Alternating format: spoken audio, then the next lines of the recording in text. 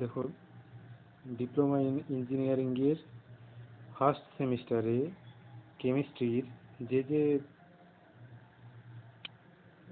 জিনিসগুলো রয়েছে সেগুলো এই সিলেবাসের মধ্যে থেকে আমি বলে দিচ্ছি। কোর্স কন্টেন্টে চলে যাও। Unit 1, atomic structure, chemical bonding and solution. Atomic structure অর্থ হলো পরমাণুর গঠন, কেমিক্যাল বন্ডিং রাসায়নিক বন্ধন অ্যান্ড সলিউশন এবং সেগুলোর দ্রবণ, এখানে সলিউশন বলতে দ্রবণ বোঝাচ্ছে। রাদারফোর্ড মডেল অফ অ্যাটম, রাদারফোর্ডের পরমাণু মডেল রয়েছে। বোরস থিওরি রয়েছে। এখানে যেটা ব্র্যাকেটে লেখা আছে, expression of energy and radius to be omitted. এনার্জির যে এক্সপ্রেশনটা, শক্তি এবং ব্যাসার্ধ, বোর রেডিয়াস, বোর কক্ষপথের ব্যাসার্ধ, এগুলো বাদ। বোর কক্ষপথের শক্তি এবং বোর কক্ষপথের ব্যাসার্ধ এগুলো বাদ। And hydrogen spectrum explanation based on Bohr's model of atom. বোরের অ্যাটমিক মডেল অনুযায়ী হাইড্রোজেন স্পেকট্রামের ব্যাখ্যাটা রয়েছে, মানে হাইড্রোজেনের যে বর্ণালী তার ব্যাখ্যাটা রয়েছে।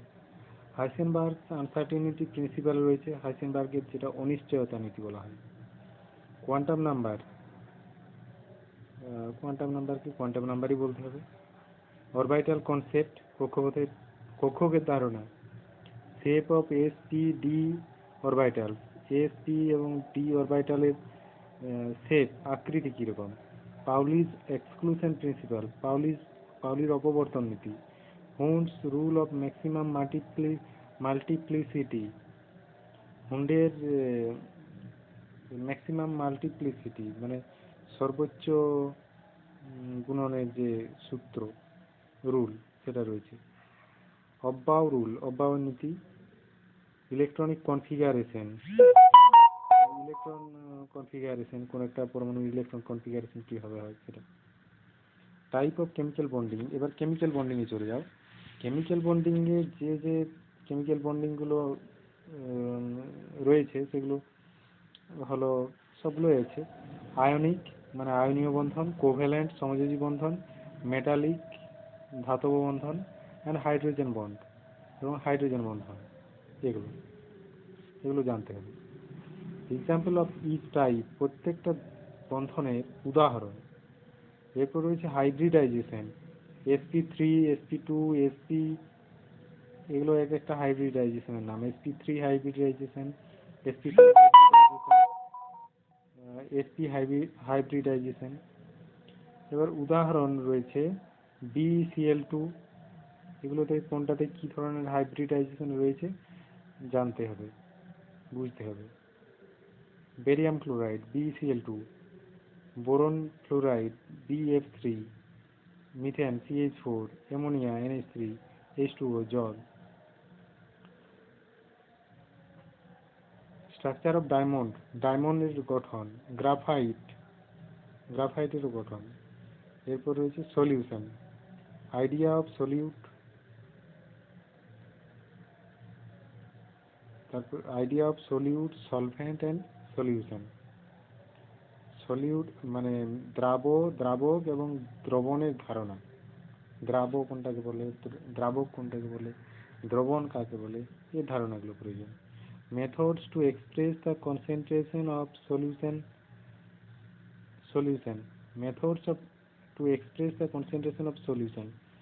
সলিউশনের কনসেন্ট্রেশন, ঘনত্ব প্রকাশ করার যে পদ্ধতি। মোলারিটি রয়েছে, molarity m equal to mole per litre. Molarity যখন মোলারিটির সাহায্যে কোনো মাত্রা প্রকাশ করা হয় তখন ওই সংখ্যার শেষে m থাকে। m বলতে বোঝায় মোল পার লিটার, মানে 1 লিটার দ্রবণে কত মোল দ্রাবক রয়েছে এটা বোঝায়। ppm, এটা পার্টস পার মিলিয়ন, ppm একটা একক রয়েছে। মাস পার্সেন্টেজ, এভাবেও প্রকাশ করা যায় ঘনত্ব। Volume percentage and mole fraction, এগুলোর সাহায্যে প্রকাশ করা যায়। এরপর ইউনিট 2-তে রয়েছে water, graphical representation of water distribution on earth, pi or bar diagram.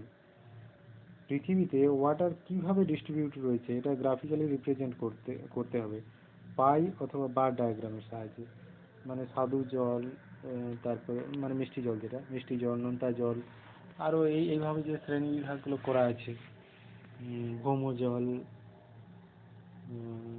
স্থলভাগের উপরে যে জল রয়েছে, এরকম বিভিন্ন ভাগ যেগুলো পাই চার্ট বা বার ডায়াগ্রামের সাহায্যে দেখানো হয়েছে, সেই চার্টটা তোমাদেরকে করতে হবে।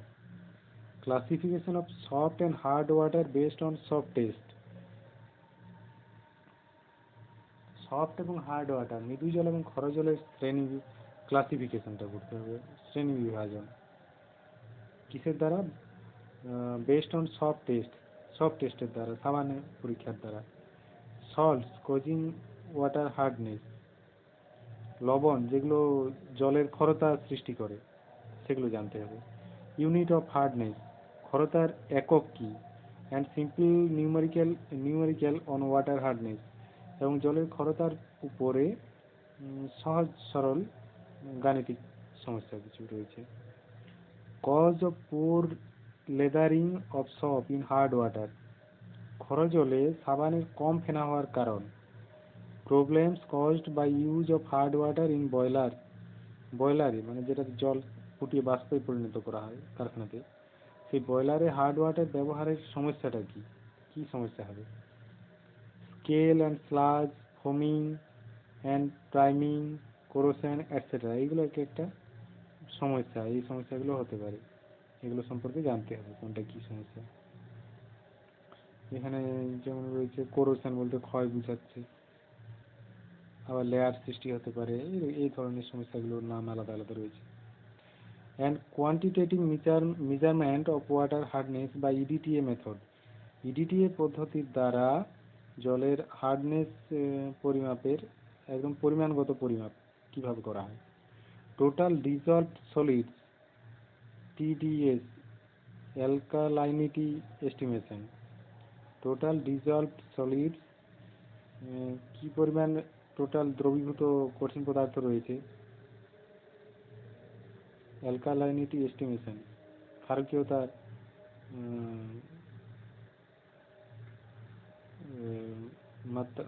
মাত্রা নির্ণয় করতে হবে। ওয়াটার সফেনিং টেকনিক, জলকে মৃদুকরণের পদ্ধতি। সোডা লাইম প্রসেস রয়েছে, জিওলাইট প্রসেস রয়েছে, আয়রন এক্সচেঞ্জ প্রসেস রয়েছে। তাহলে এটা একটা পদ্ধতি, এর সাহায্যে ক্ষরজলকে মৃদু জলে পরিণত করা হয়, পদ্ধতিগুলো জানতে হবে। আয়ন এক্সচেঞ্জ প্রসেস মানে আয়ন বিনিময় প্রক্রিয়া। সোডা লাইম প্রসেস, সোডা লাইমের দ্বারা কিভাবে করা হয় ওটা জানতে হবে। আর জিওলাইট প্রসেস, এটাও একটা পদ্ধতি রয়েছে। দ্বিতীয়ত municipal water treatment in brief only, municipal water কিভাবে ট্রিট করা হয়, মানে মিউনিসিপ্যালিটিতে যে জল সাপ্লাই করা হয় সেখানে ওয়াটারকে কিভাবে পরিশুদ্ধ করা হয়, সেগুলো সংক্ষেপে।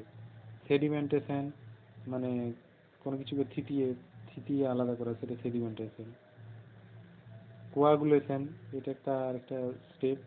তারপর ফিল্ট্রেশন থাকে, এবং স্টেরিলাইজেশন, মানে পুরোপুরি জীবাণু নাশ করা, সেটা sterilization. Water for human consumption for drinking, মানুষের ব্যবহারের জন্য যে জল, যেমন পানের জন্য, কুকিং পারপাস, রান্নার কাজের জন্য। ফ্রম এনি ওয়াটার সোর্সেস, যে কোনো জলের উৎস থেকে। And enlist Indian standard specification of drinking water, এবং পানীয় জলের ভারতীয় স্ট্যান্ডার্ড অনুযায়ী যে বৈশিষ্ট্য, সেইগুলো জানতে হবে।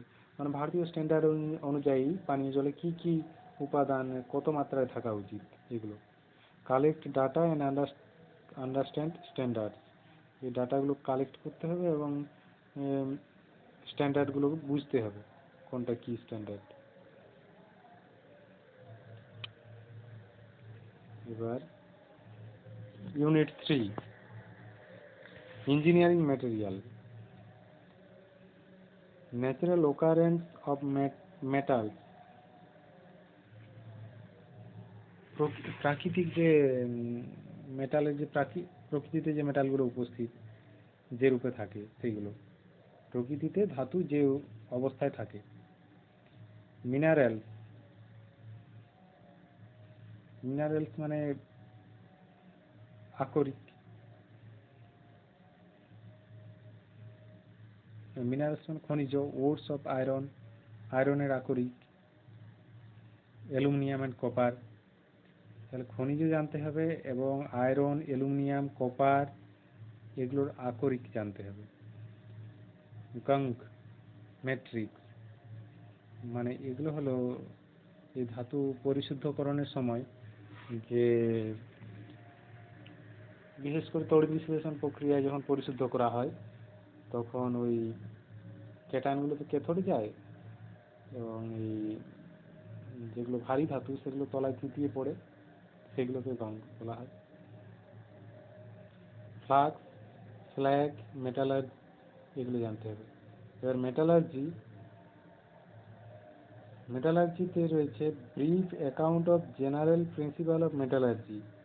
মেটালার্জি মানে ধাতুবিদ্যার যেটা সাধারণ নীতিসমূহ সেগুলো সংক্ষিপ্তভাবে জানতে হবে। Extraction of iron from hematite or using blast furnace. Blast furnace ব্যবহার করে হেমাটাইট আকরিক থেকে আয়রন নিষ্কাশন, এই পদ্ধতিটা জানতে হবে। Aluminium from bauxite along with reaction, bauxite থেকে অ্যালুমিনিয়াম কিভাবে নিষ্কাশন করা হয় এটা রিয়েকশন সহ জানতে হবে। Reaction during copper extraction, copper নিষ্কাশনের সময় কি রিয়েকশন হয় এটা জানতে হবে। অ্যালয়, সংকর ধাতু, ডেফিনেশন, সংজ্ঞা, পারপাসেস অফ অ্যালয়িং, সংকর ধাতু প্রস্তুত করার কি উদ্দেশ্য। ফেরাস অ্যালয়, লৌহ ঘটিত যে সংকরগুলো, অ্যান্ড নন ফেরাস অ্যালয় এবং লৌহ বিহীন যে সংকর, উইথ সুইটেবল এক্সাম্পল, উপযুক্ত উদাহরণ সহযোগী। প্রপার্টিজ, বৈশিষ্ট্যগুলি, অ্যান্ড অ্যাপ্লিকেশনস এবং এদের প্রয়োগগুলি জানতে হবে। জেনারেল কেমিক্যাল কম্পোজিশন, সাধারণ রাসায়নিক সংযুক্তি। কম্পোজিশন বেসড অ্যাপ্লিকেশন, এই সংযুক্তি অনুযায়ী এদের প্রয়োগ। Elementary idea only details omitted, প্রাথমিক ধারণা মানে বিস্তারিতগুলো বাদ। পোর্টল্যান্ড সিমেন্ট অ্যান্ড হার্ডেনিং, এবং এটা কিভাবে হার্ডেন হয়, কঠিন হয়। Glasses refractory and composite material, glasses রিফ্র্যাক্টরিতে মানে কি গ্লাসের জিনিস কীভাবে গ্লাসকে গলিয়ে কীভাবে জিনিস তৈরি করা হয়। অ্যান্ড কম্পোজিট ম্যাটেরিয়াল মিশ্র পদার্থ যেগুলো, এটা জানতে হবে। পলিমার এখানে প্রথমত জানতে হবে মনোমার কি, হোমো অ্যান্ড কোপলিমার কি, ডিগ্রি অফ পলিমারাইজেশন, জৈব অধ্যায় রয়েছে polymer. Simple reaction involved in preparation and their application of thermoplastic preparation এবং এদের প্রয়োগের ক্ষেত্রে কি কি সিম্পল রিঅ্যাকশন রয়েছে সেগুলো জানতে হবে। থার্মোপ্লাস্টিক এবং থার্মোসেটিং প্লাস্টিক, দুরকম প্লাস্টিকের কথা রয়েছে, থার্মোপ্লাস্টিক এবং থার্মোসেটিং প্লাস্টিক, এইগুলোর প্রিপারেশন এবং এদের প্রয়োগ এবং তার সাথে সংশ্লিষ্ট যে রাসায়নিক বিক্রিয়া। ব্র্যাকেটে দেওয়া আছে using PVC, PS, PTFE, nylon 6, nylon 66, bakelite only. এই যে পলিমারগুলো রয়েছে শুধু এগুলোর কথাই রয়েছে সিলেবাসে। Rubber and vulcanization of rubber এবং রাবারের ভালকানাইজেশন, এই প্রক্রিয়াটা জানতে হবে। Chemistry of fuel and lubricants, fuel মানে জ্বালানি, লুব্রিক্যান্টস মানে যেটা পিচ্ছিলকারক, যেটা মানে যন্ত্রাদিতে ব্যবহার করা হয়।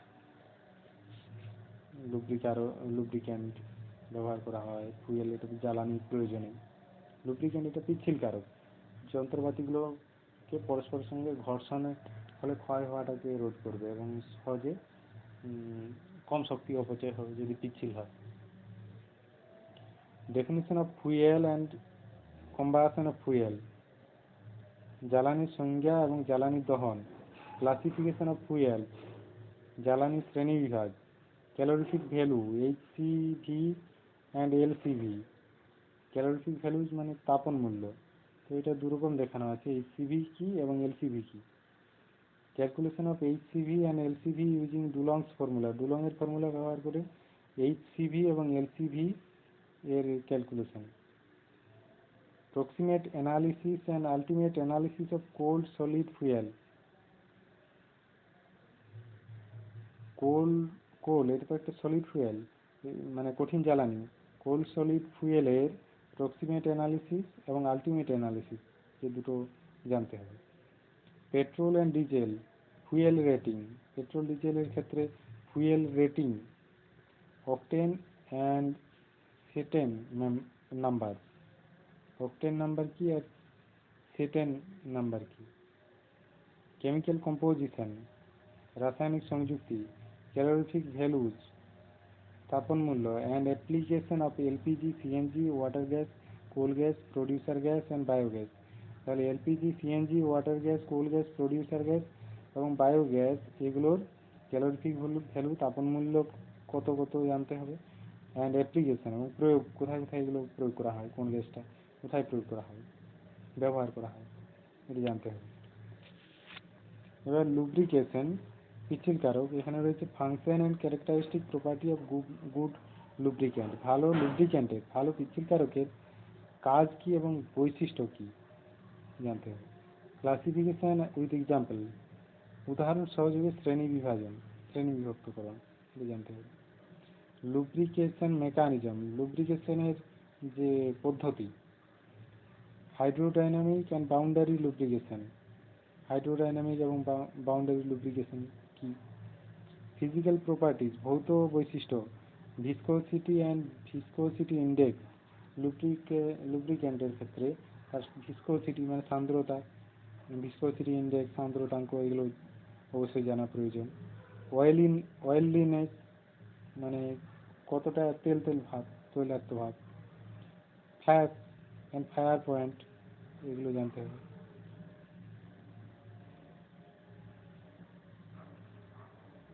এটা COULD cold and pour point only এগুলো জানতে হবে। অ্যান্ড কেমিক্যাল প্রপার্টিজ রাসায়নিক বৈশিষ্ট্য কাদের ক্ষেত্রে, coke number, total acid number, saponification value of lubricant, লুব্রিক্যান্টের এইগুলো জানতে হবে। কেমিক্যাল প্রপার্টি তার মধ্যে পড়ে coke number, total acid number, saponification value এগুলো। এবার ইলেকট্রোকেমিস্ট্রিতে কী কী রয়েছে দেখুন। ইলেকট্রোকেমিস্ট্রিতে রয়েছে ইলেকট্রনিক কনসেপ্ট অফ অক্সিডেশন, জারণের যেটা ইলেকট্রনীয় তত্ত্ব, রিডাকশন বিজারণেরও ইলেকট্রনীয় তত্ত্ব, অ্যান্ড রিডক্স রিয়েকশন এবং রিডক্স রিয়েকশনের ইলেকট্রনীয় তত্ত্ব। ডেফিনেশন অফ টার্মস, এই টার্মগুলোর সংজ্ঞা। ইলেকট্রোলাইট মানে তড়িৎ বিশ্লেষ্য, নন ইলেকট্রোলাইট তড়িৎ অবিশ্লেষ্য, উইথ সুইটেবল এক্সাম্পল উপযুক্ত উদাহরণ সহযোগে এদের সংজ্ঞা। তড়িৎ বিশ্লেষ্যের সংজ্ঞা, তড়িৎ অবিশ্লেষ্যের সংজ্ঞা। ফ্যারাডেজ ল অফ ইলেকট্রোলিসিস, তড়িৎ বিশ্লেষণ সংক্রান্ত ফ্যারাডের সূত্রগুলো। অ্যান্ড সিম্পল নিউমেরিক্যাল প্রবলেমস এবং সাধারণ গাণিতিক সমস্যা। Elementary concept of pH and buffer, pH এবং বাফারের প্রাথমিক ধারণা। ইন্ডাস্ট্রিয়াল অ্যাপ্লিকেশন অফ ইলেকট্রোলিসিস, ইলেকট্রোলিসিস মানে তড়িৎ বিশ্লেষণের শিল্পে যে প্রয়োগ। ইলেকট্রোমেটালার্জি, এখানে কীভাবে ব্যবহার হয়। ইলেকট্রোপ্লেটিংয়ে কীভাবে ব্যবহার হয়। ইলেকট্রোলাইটিক রিফাইনিং, ইলেকট্রোলাইটিক পদ্ধতিতে পরিশুদ্ধকরণ, কোনো ধাতু পরিশুদ্ধকরণের কাজে কীভাবে ব্যবহার করা হয়। Application of redox reaction in electrochemical cell, electrochemical cell তড়িৎ রাসায়নিক যে কোষগুলো সেখানে রিডক্স রিয়েকশনের প্রয়োগ কীভাবে করা হয়। প্রাইমারি সেল, এটার মধ্যে জানতে হবে ড্রাই সেল, ড্রাই সেলের মধ্যে কীভাবে রিয়েকশন ঘটে। সেকেন্ডারি সেল, এগুলো জানতে হবে। Commercially used lead storage battery, lead battery যেগুলো বলা হয়, লেড সঞ্চয়ক কোষ। ফুয়েল অ্যান্ড সোলার সেল, এগুলো জানতে হবে। Introduction to corrosion of metal, ধাতুর ক্ষয় ক্ষয়, ধাতুর ক্ষয়ের ব্যাপারে যেটা মানে ভূমিকা, সেটা জানতে হবে। ডেফিনেশন, সংজ্ঞা, কোরোশনের সংজ্ঞা কি, টাইপ অফ কোরোশন, ক্ষয়ের প্রকারভেদ, কেমিক্যাল অ্যান্ড ইলেকট্রোকেমিক্যাল, মানে এরকম প্রকারভেদ রয়েছে। H2 liberation and O2 absorption, mechanism of electrochemical corrosion, electrochemical কোরোশনের ক্ষেত্রে H2 liberation, H2 ত্যাগ and O2 absorption, O2 শোষণ এর যে পদ্ধতি, এটা জানতে হবে। Factors affecting the rate of corrosion, ক্ষয়ের উপর প্রভাব বিস্তারকারী যে ফ্যাক্টরগুলো, কি কি কারণে ক্ষয় হতে পারে সেইগুলো। তারপর ইন্টারনাল কোরোশন প্রিভেন্টিভ মেজার, অভ্যন্তরীণ ক্ষয় প্রতিরোধক যে ব্যবস্থাগুলো। পিউরিফিকেশন, বিশুদ্ধকরণ। অ্যালয়িং, সংকর ধাতুতে পরিণত করা। অ্যান্ড হিট ট্রিটমেন্ট, এবং হিট ট্রিটমেন্টের দ্বারা। And external corrosion preventive measure, এবং বাহ্যিক দিক থেকে যে ক্ষয় প্রতিরোধ করার ব্যবস্থা, সেগুলোর মধ্যে রয়েছে মেটাল অ্যানোডিক ক্যাথোডিক কোটিং, মেটালের উপরে কোটিং, আস্তরণ সৃষ্টি করা, অ্যানোডিক বা ক্যাথোডিক। অর্গানিক ইনহিবিটর, জৈব কোনো একটা অন্য বস্তুকে সেখানে প্লেস করা, যেমন লুব্রিক্যান্ট ইত্যাদি আর। তো এগুলো এবার পড়তে হবে, সিলেবাসের বই থেকে বিষয়গুলোকে খুঁটিয়ে বের করে স্টাডি করতে হবে।